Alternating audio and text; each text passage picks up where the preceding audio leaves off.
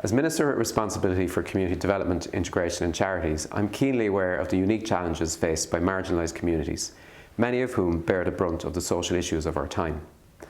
All of our experience today shows us that those closest to the issue are closest to the solution, and they should be at the forefront of informing policy.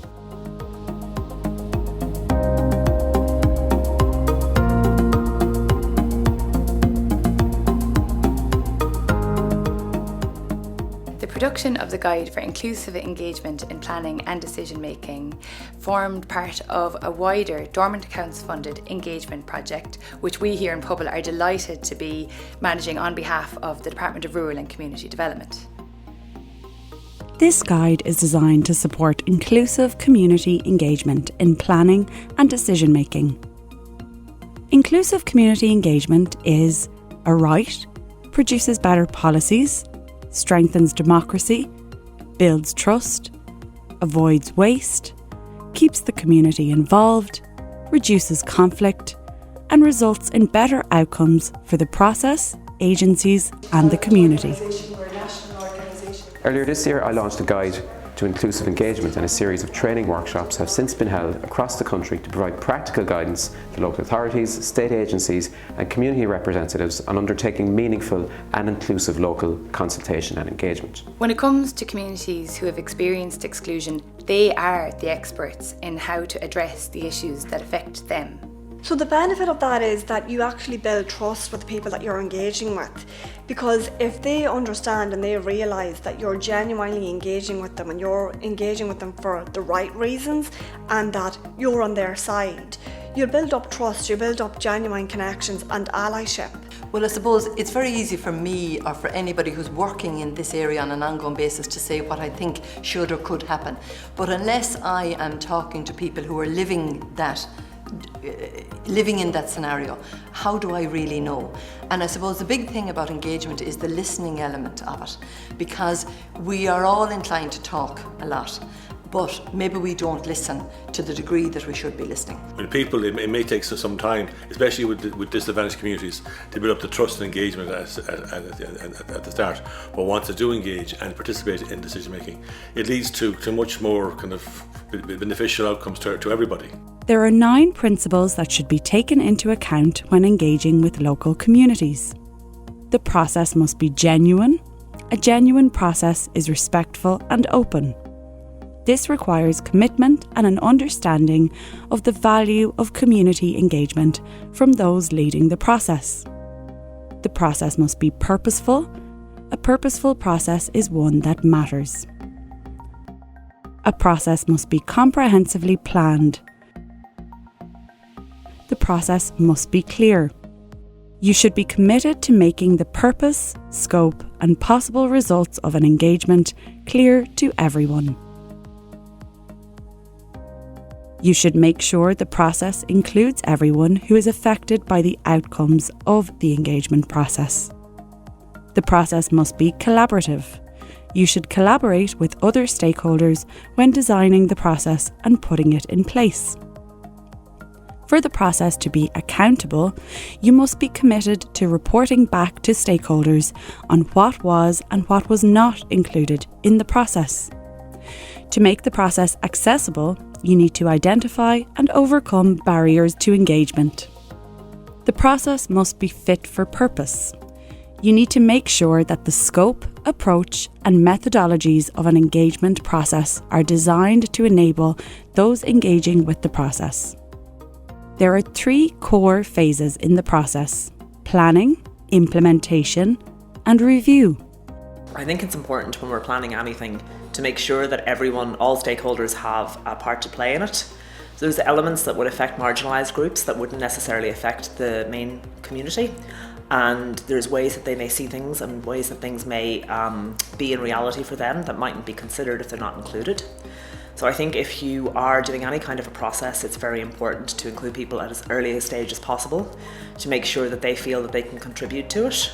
At the planning stage, it is important to secure commitment. Build relationships, identify stakeholders and reach out, clarify purpose, find out what has been asked before, co-design an engagement plan, identify and address barriers to participation, and develop information materials. It's absolutely essential that the groups who are affected by the issues, those with the lived experience, that we create the conditions where people from those communities can input into policy that is relevant and would have an impact in their lives. Here in IREC we talk about nothing about us without us, and really it's a mantra that I live by and we do here in the organisation, because it's so important that service provision, the building of service provision, the improvement of it is informed by those people who are going to be using the services.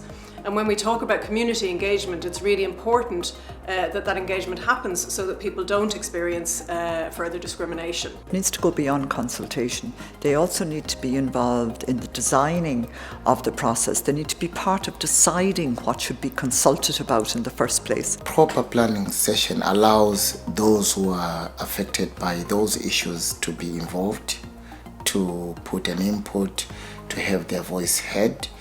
And I also believe it also allows for people to be aware of whatever developments that are happening, and they can meaningfully participate in their community. It's not a one-way process. It's not about local authorities engaging with communities. It's also about communities having the resources to engage with local authorities and with decision makers. And communities, marginalised and minority communities, in my experience, are perfectly capable of engaging. When implementing an inclusive engagement process, the process should attract diverse participation. Co-develop meeting agendas. Take extra steps to engage marginalised groups. Be fair and flexible. Allow enough time. And organise multiple ways to engage. I think we've talked a good bit about the idea of including people being important, that everyone feels that they're heard, that everyone gets to bring their options and thoughts to the table, that their lived experience and the diversity of their experiences is reflected in any process that's done. For accessibility, I think it's really important that people they actually can engage. So it's all very well saying you want to get people, and then all of your engagement sessions are at 10:30 in the morning on a Monday.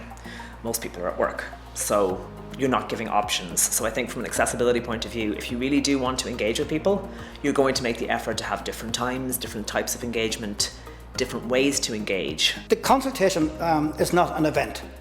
It's a process, and it's an ongoing process. The local authority or the state institution concerned needs to be sincere and needs to be committed to a genuine inclusive consultation process, and they need to reach out to Traveller and Roma organisations with draft plans, not completed plans, but draft plans, and to get the input and the lived experience of the Travellers and Roma, and then make whatever changes are necessary. Ask the right questions, to listen actively, and to take on board, to give space for what's proposed, because it mightn't necessarily be what I thought was important or what I came to the conversation thinking. The last stage of an inclusive community engagement process is the review. The review should double-check your interpretation of participant input, have a feedback process,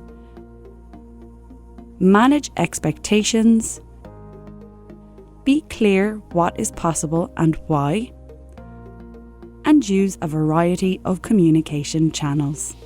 Another element, I suppose, to the consultation, that it isn't just a once-off, that we do get an opportunity to feed them back. We also have had the local economic and community plan, the plan that we're developing, as an agenda item on several of our bodies over the last couple of months. So there have been updates at the PPN, at the LCDC, at the LDC, Local Development Strategy, at the leader discussions, where we met people. We did have that. At the JPC, we did an update on our LCDC and our LACP and where it was going. So we've used the mechanisms that are in existence to update, and we are actively targeting the people who attended to give them some feedback as well. We hope that in doing these interrelated pieces of work, we can help change the way in which marginalised communities are engaged in local planning processes and in decisions which affect them.